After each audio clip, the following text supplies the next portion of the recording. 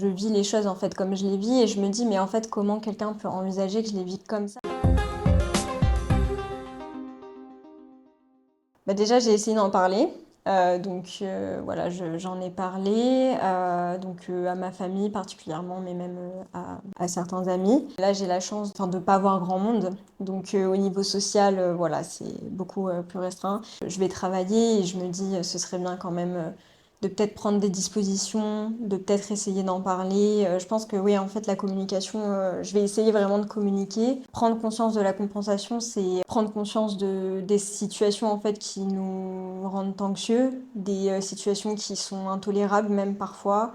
En fait, vraiment prendre conscience de ses propres sensations, de son corps, même des maux de ventre, des maux de tête. Enfin voilà, là je sais que ça, quand j'ai des fourmis dans les mains, c'est des petites choses comme ça, mais qui me permettent en fait de plus cerner mon état en fait de si je me sens bien, si je me sens pas bien, mais à quel point en fait je me sens pas bien, à quel point en fait il faut que je m'arrête là parce que je sais que je vais passer toute une soirée voire le lendemain où en fait je vais pouvoir rien faire. Je sens plus mes sensations, je ressens plus mes émotions et je pense que ça aide vraiment dans l'évitement de la compensation. Mais après elle reste quand même toujours là. Et je pense qu'il y a quand même le regard des autres qui reste très important pour moi et c'est un peu contradictoire parce que je suis pas vraiment en contact avec beaucoup de personnes. En fait, j'ai pas envie d'imposer. C'est-à-dire que pour aller à un restaurant, j'aime bien aller au même restaurant, j'aime bien être à la même place que d'habitude. Mais si quelqu'un en fait veut aller à un autre restaurant, je vais pas lui dire voilà, enfin ça paraît logique et en même temps moi ça me cause un stress qui est vraiment intense. Ce qui freine en fait le fait de ne pas arriver justement à ma limite, c'est enfin ouais le poids du regard des autres. Moi vraiment complètement à côté, je dirais ben oui dis-le, c'est très important. Mais c'est compliqué. Enfin même là je fais ça, mais j'ai beaucoup de membres de ma famille qui ne savent absolument pas tout ça. Donc voilà, enfin Ils vont l'apprendre. oui, c'est ça, oui. Mais non, je pense que c'est très important d'en parler parce que, par exemple, bon, il y a une amie avec qui j'en ai parlé beaucoup plus facilement parce que la conversation s'y prêtait et c'est quand même bien. Mais après, j'ai eu des réactions aussi de mon entourage qui n'ont pas été positives et qui m'ont vraiment freinée, en fait, moi personnellement, même dans l'acceptation oui, bah, j'ai ce trouble-là, mais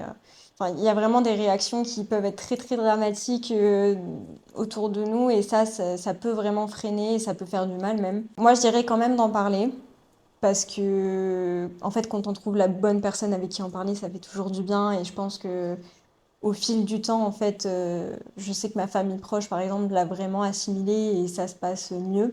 Du coup, il y a plus de compréhension. Mais après, c'est vrai qu'il y a certaines autres réactions qui peuvent aussi un peu freiner. Oui, c'est impossible. Même si tu as un diagnostic, j'y croirais pas. Enfin, vraiment le rejet total. Vraiment la peur oui, mais est-ce que tu peux avoir une vie à côté ou est-ce que, enfin voilà, et où en fait nous-mêmes ça nous fait un peu peur parce qu'on est encore, enfin voilà, dans le C'est difficile. processus, donc voilà, ça reste compliqué. En fait, le rejet total, je pense que c'est ce qui fait le plus mal de oui, c'est impossible. C'est quand même une souffrance à la base.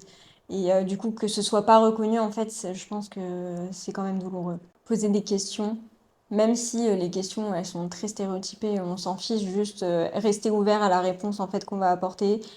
Parler, discuter et pas rester un peu dans le mutisme, vraiment oser poser les questions, surtout avoir l'ouverture en fait nécessaire derrière pour accepter la réponse qui va être donnée. Il y a des membres de ma famille, j'aimerais bien que ça se passe comme ça, donc c'est pour ça que je le dis. Essayer peut-être de se renseigner de son côté parce que je pense que c'est quand même plus abordable aujourd'hui. Il y a beaucoup, même sur les réseaux sociaux, il y a des choses qui sont pas mal et qui sont très simples et qui sont vraiment abordables. Donc je pense se renseigner de son côté, mais surtout parler en fait à la personne qui est concernée. Alors au niveau du travail universitaire, j'ai passé 4 ans en présentiel. Et donc là, je suis sur 2 ans en distanciel, donc c'est très différent. En présentiel, j'arrivais plus à parler, j'étais très fatiguée, donc je m'endormais très tôt. J'étais tout le temps épuisée en fait. Par contre, ce qui est vraiment bien et d'un autre côté, ce qui est compliqué aussi, c'est que j'arrive à me concentrer. J'ai une capacité de concentration qui est assez grande pour ma part. Mais du coup, je me donne vraiment à fond. 8h, 19h, je faisais que de travailler presque. Et le samedi, c'était du 8h, 15h à la BU. Et après, le dimanche, je travaillais presque toute la journée. C'était vraiment très, très intense. Donc, j'avais du mal, en fait, à trouver ma limite. Parce que j'ai un peu aussi un complexe de, oui, toujours faire mieux, essayer de rendre quelque chose qui est absolument parfait. Donc, voilà, ça aussi, ça complexifie un peu les choses. Ce qui est le plus difficile, d'un point de vue vraiment scolaire, rendu des devoirs, c'est d'accepter la demi-mesure et de pas se donner, en fait, comme si c'était toute notre vie.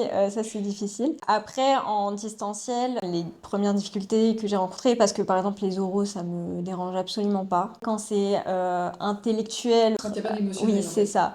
Par contre, en présentiel, je sais que j'ai beaucoup souffert, surtout en master, de mes repas, des petites conversations voilà, entre les cours, où j'arrivais pas du tout à trouver ma place et où du coup après je me sentais très mal, où je savais pas qu'en parler, où c'était très difficile pour moi parce que en fait dès que oui, il y avait un sujet qui m'intéressait, par exemple on parlait de cinéma, ben là je pouvais vraiment parler pendant.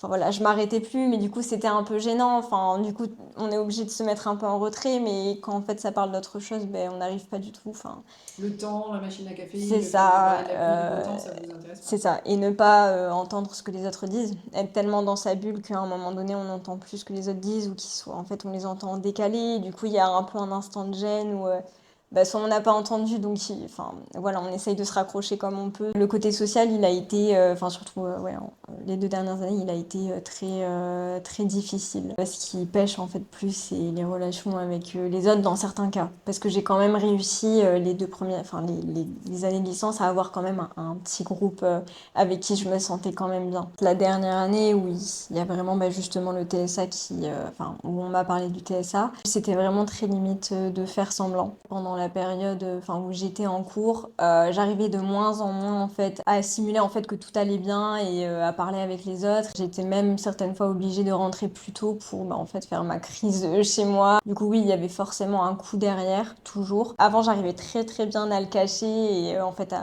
maintenir ma journée absolument sans problème, tranquillement. Et c'est vraiment la dernière année où j'avais beaucoup plus de mal et justement où je me suis dit, bon là, il y a peut-être. Enfin, ça empiète en fait sur ma vie, vraiment, les autres en fait peuvent le voir et du coup là je me suis dit, ouais, il y a peut-être quelque chose à voir. Oui.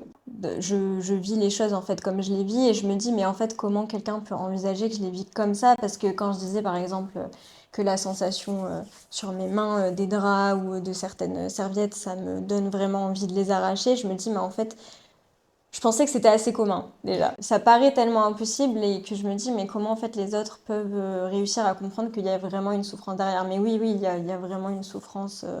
Enfin, des fois c'est vraiment très très dur.